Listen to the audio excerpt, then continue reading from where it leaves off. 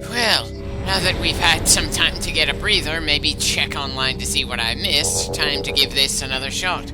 Again, I'm pretty sure it's gonna be something that makes me feel like an idiot. But with a game this long, with so few actual puzzles, it's understandable that I'm falling asleep at the wheel here. Hell, in a lot of games, I tend to start falling asleep at the wheel around the 20 clip mark.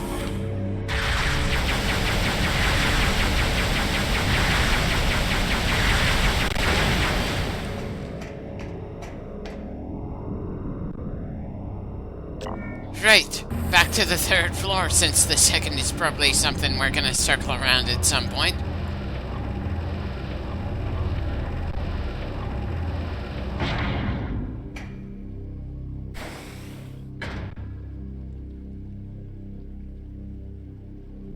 Why am I even hesitating right here? Hell, why did I jump when we're on a flat surface and it's not like there's anything here to dodge?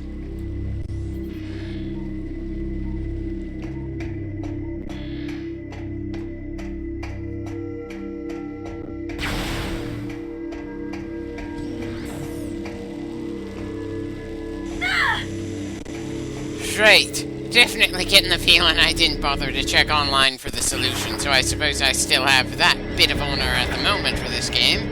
By the way, the rain apparently does the same amount of damage as Dark Aether's atmosphere, which kind of makes me wonder if Samus bothered to keep gear from one mission to the next. Would we even have an issue here? Granted, that's been a thing for the entire franchise and I'm more than used to it, but it's still kind of annoying.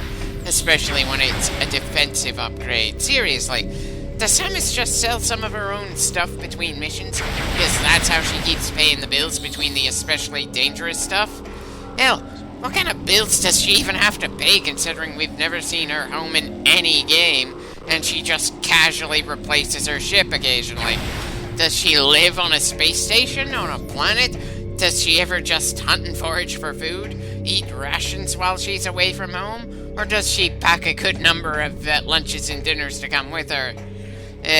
I know these things don't really matter all that much in the stories of any of the games, but we've worked with Samus for a good long while now in a hell of a number of games, and excuse me for feeling curious. Even when saying it aloud, it kind of sounds a bit creepy that I want to know these kinds of minor details. It's not like I'm the kind of person who looks at various video game or anime women and says, "This is my waifu." It's just one of those awkward things where the 3D games make me want to know more about the world around us and the main character we're playing as, and doesn't give us enough to work with.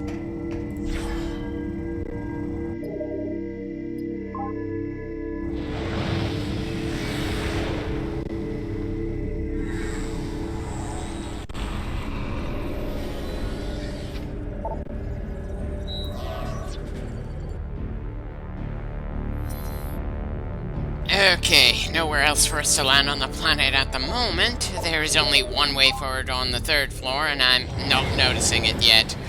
Probably should have considered looking into things online just to speed things up a little more. After all, I spent several minutes futzing about in a previous clip and didn't get much of anywhere, and we're still fumbling around now.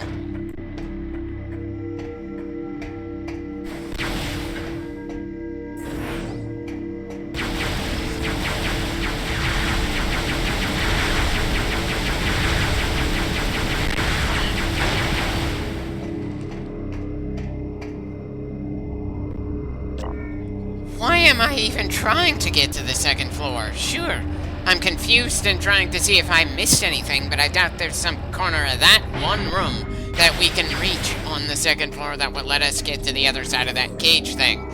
There is no way they're going to be allowed to get that missile upgrade without going through the door on the other side of the room. Not with the way all the Metroid games were mapped out. Sure, the map design in this game is more simplistic than the other two Metroid Primes, but they're still standards it lives up to. But it's a bit tougher than usual in this Let's Play to complain about the level design being very basic, when I'm struggling to figure out where to go next.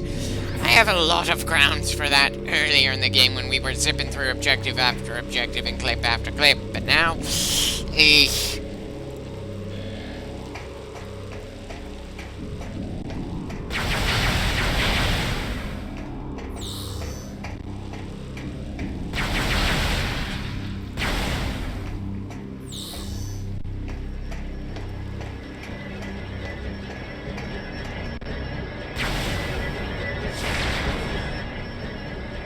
Wait, what?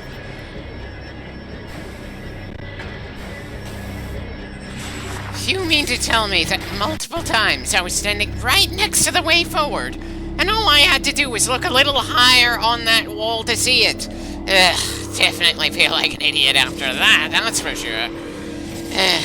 Oh well, the important thing is we're moving on and making progress from here.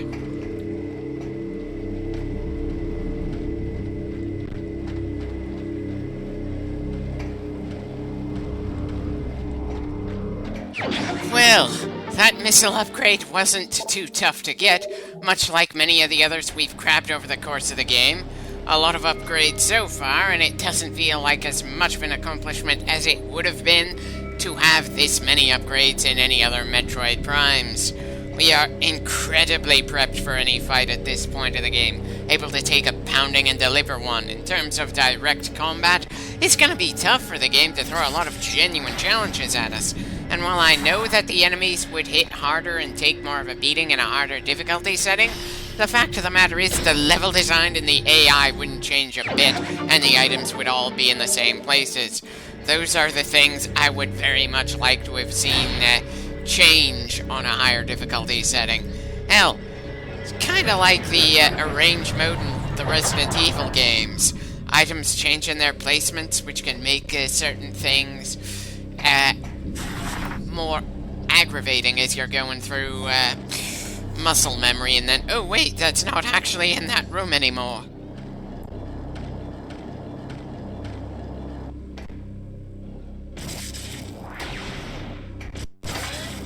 Bloody hell. Really don't like it when a tunnel just blocks us off for no visible reason, simply for the sake of stalling us out a bit.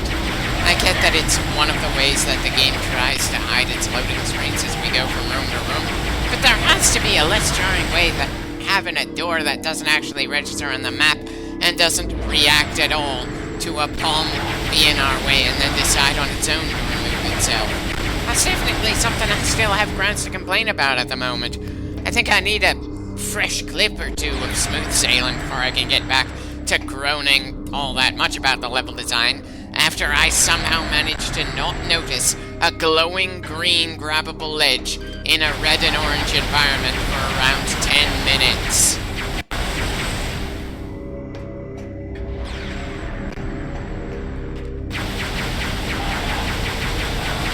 Is absolutely every one of those spider drones going to go hyper mode on us on this planet? Not that it's doing all that much damage to us or forcing us to use hyper mode in return. It's one of those hilarious things where I get what they were going for in terms of making things feel more difficult on this planet. But it is something they could have been doing all the way back on Brio when we first got to hyper mode and started charging forward.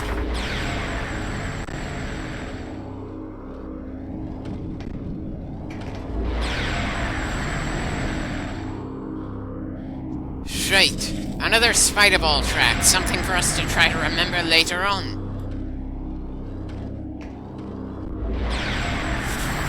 Apparently I should have just gone with the other tunnel in the first place. By the way, why is it that sometimes the game remembers to show the arm wrenching back when we pull something, and other times it just doesn't bother?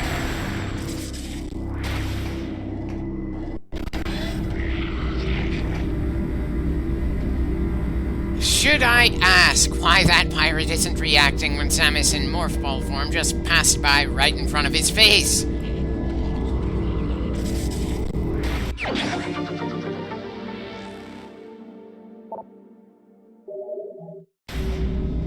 Okay, another upgrade, but I have no clue how to actually make progress here.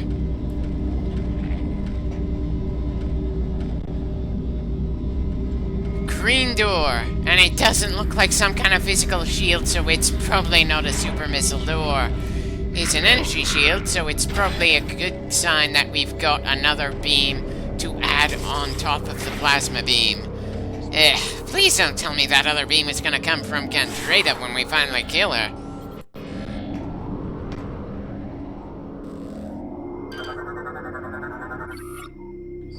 Okay, that's our visor upgrade, which is gonna let us grab whatever was near the elevator near the start of the planet.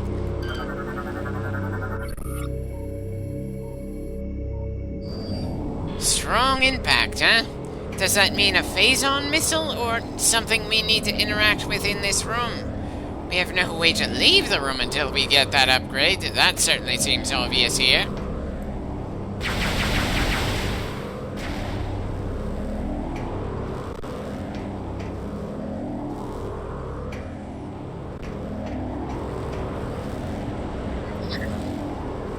Okay, there are 4 things for us to try touching, but we can't see the symbols, and I'd rather not try to get lucky when there's a chance that the game is going to be dickish and change things up each time we try to interact with that.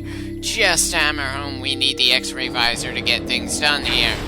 If there's one thing that this game has been very strict and unforgiving with, it's been the gimmicks that they have been putting into this game. I certainly hope that the X-ray visor is going to be less of an ice training mess than the one we had back in the first Metroid Prime, though. That was borderline torture.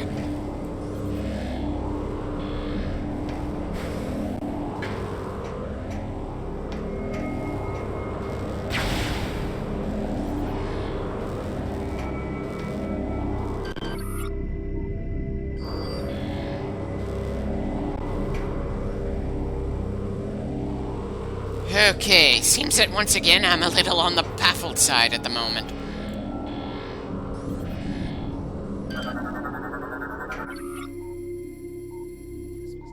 Well, at least it didn't take as long for me to figure things out in here, but still, credit where it's due, I'm actually being forced to pay more attention to our surroundings on this planet.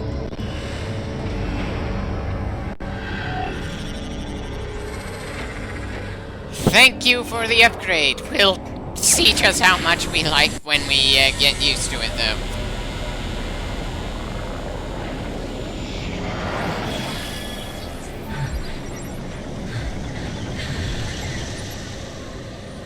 Well, if the visor turned green for a bit, that probably means we aren't going to get the whole blinding white thing again.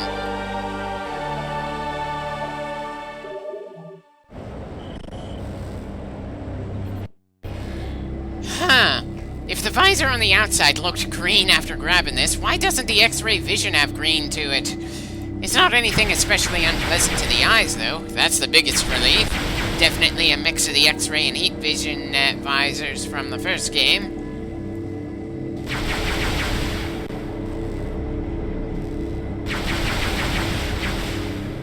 Oh, I also like the fact that we get to see Samus's finger twitch for each gunshot as she's pulling a trigger. Though for some reason I always imagined her clenching her whole fist when she shoots that cannon. Maybe the fist clench thing is for missiles? Anyway, seems I'm once again spending way too much time doing something that isn't going to work. All when the obvious solution is just sitting there waiting for us. But again, it did not take me too long to figure things out. My brain may not be firing on all pistons right now, but it's still semi-functional.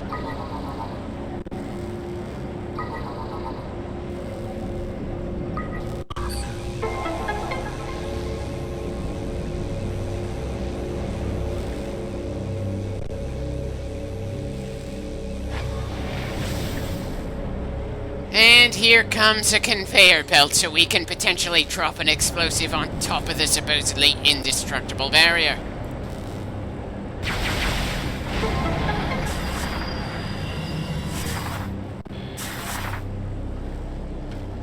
Now that we're done with that room, what's next on the agenda?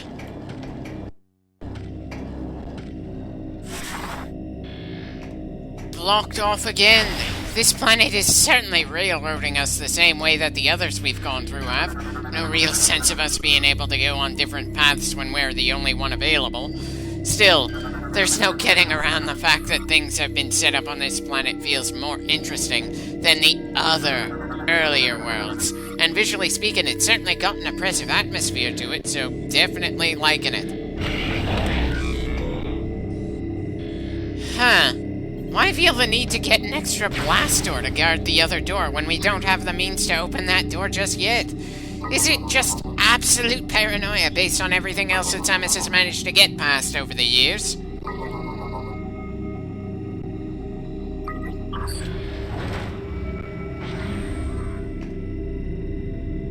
So I can either take the elevator we just opened or go through the only blue door in this hallway.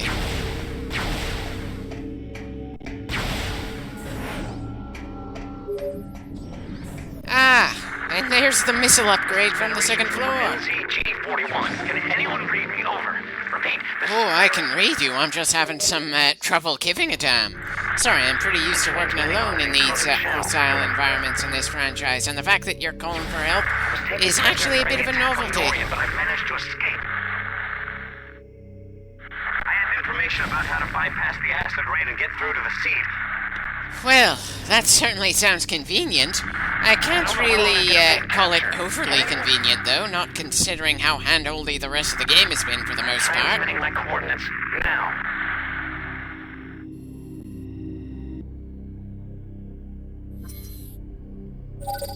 Okay, so you're in a section of the planet we don't even know existed before. Sorry to have to tell you this, but that's gonna be a little awkward to reach. At the very least, I'm sure we won't run into you in the time remaining on this clip. Just try to stay safe until next time.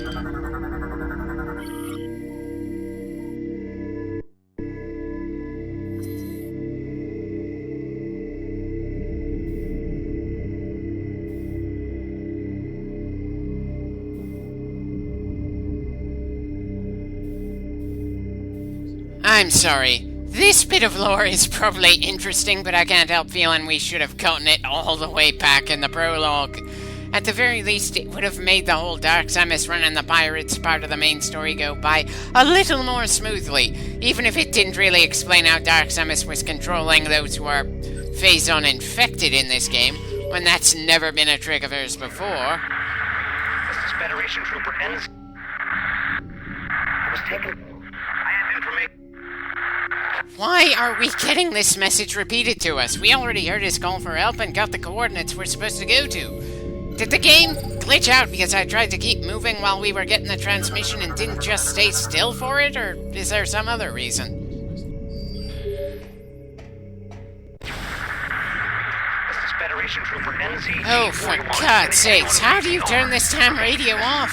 He's just saying the same things over and over and over again. And as he does so, our suit's functions are a bit fucked, since we can't do any scanning while the radio is going.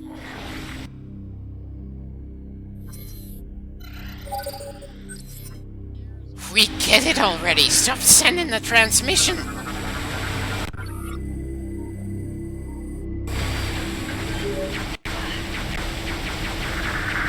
Son of a goddamn bitch. 41. Can anyone read me over? Repeat. You've already repeated several times at this point. We got your message. Stop sending it. You're making me go from apathetic to your fate to actively hoping the pirates manage to kill you.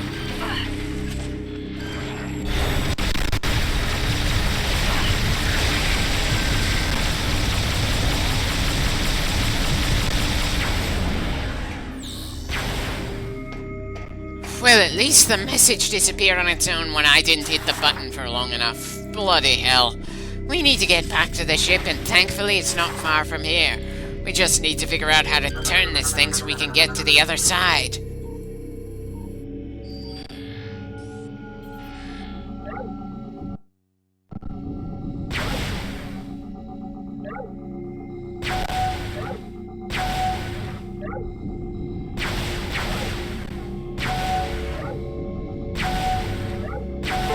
Okay, not sure why we needed to have specific timing to be able to unlock those things. Bit of a questionable design decision there. And there we are. The shortcut is now available. I was kind of expecting to run into a new save point further in, but I suppose going back where we came from isn't too big of an issue, since we still explored some new ground and gained some more scans and equipment.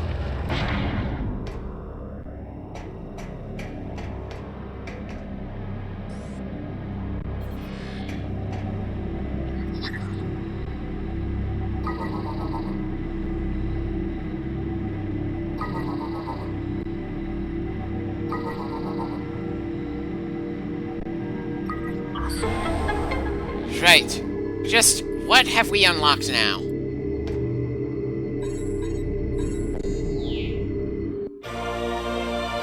And we've gained the area map, which again, isn't that much of an accomplishment in this game compared to the others.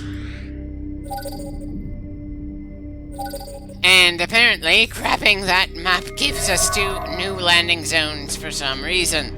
I suppose that's going to make reaching that soldier easier. If only I could give a damn about him. I certainly don't remember him from previous playthroughs. But then I somehow managed to forget that Helios was an actually pretty fun boss. I probably shouldn't trust my memory too much.